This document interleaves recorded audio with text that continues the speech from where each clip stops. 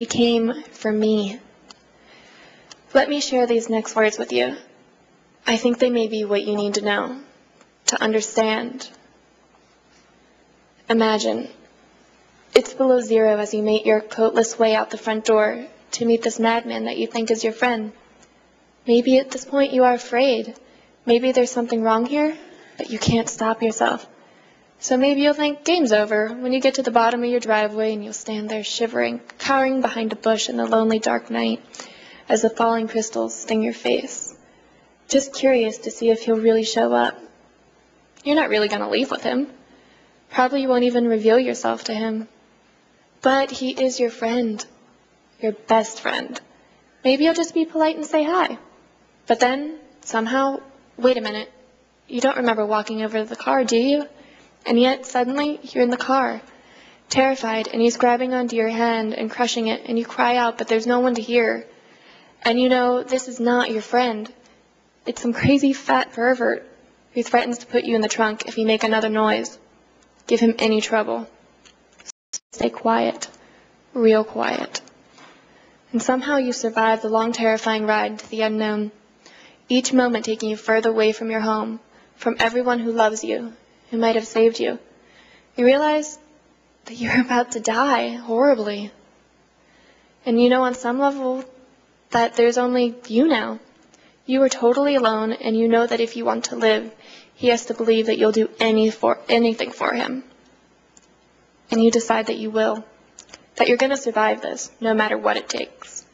So you try to memorize road signs, but nothing registers. You can't concentrate past the blinding fear. The signs zip by unread. No hope there. Where am I? You cry silently to yourself. And then, hours later, eternities later, you arrive. He opens the door, warning you yet again. But somehow the words don't seem to make sense. They float into the air, disappearing one by one, and his fat, sweaty hand holds tightly, squeezing your arm as you stumble through his door. Through the house and down into his basement, his disgusting dungeon. Cold, dark walls filled with nasty sex toys, in a cage. Over the next days, he will use many of them on you. In between the beatings and the raping, he will hang you by your arms while beating you, and he will share his prize pictures with his friends over the internet. He will attach clamps to your body, and he will use them to send bolts of electricity through your body. He will beat and overpower you and crush you as he violates every inch of your 90-pound body. When he is finished with his fun, he will place a collar around your neck and attach a huge, heavy chain to prevent your escape. And you know he will kill you if he even thinks you want to leave.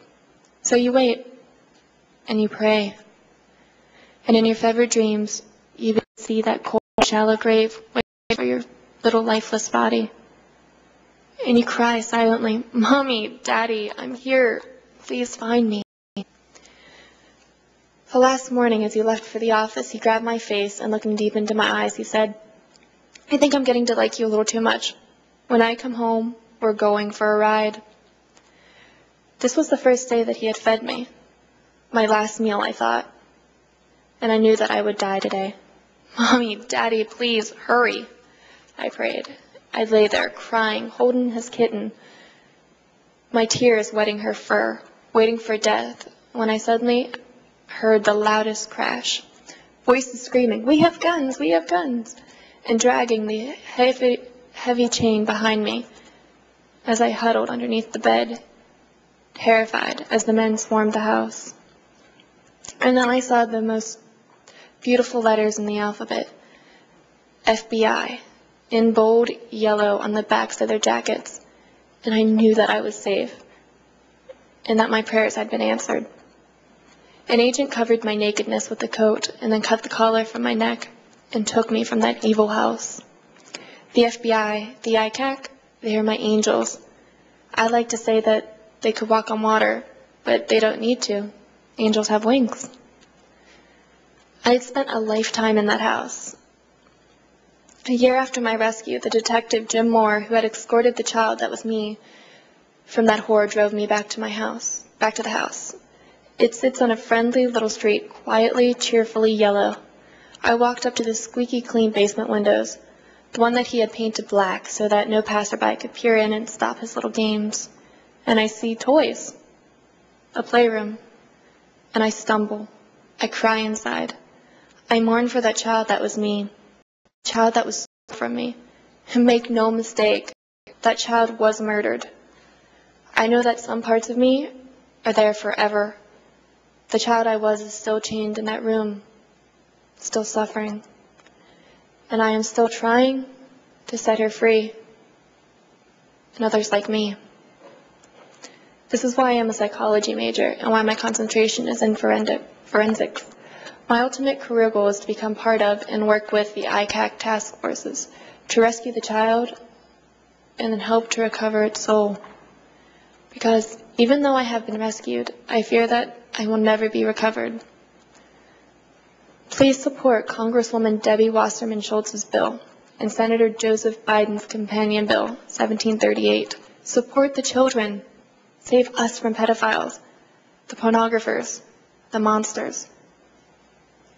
The boogeyman is real, and he lives on the net. He lived in my computer, and he lives in yours. And while you are sitting here, he's at home with your children. ICAC task forces all over this country are poised to capture him, to put him in that prison cell with the man who hurt me. They can do it. They want to do it. Don't you?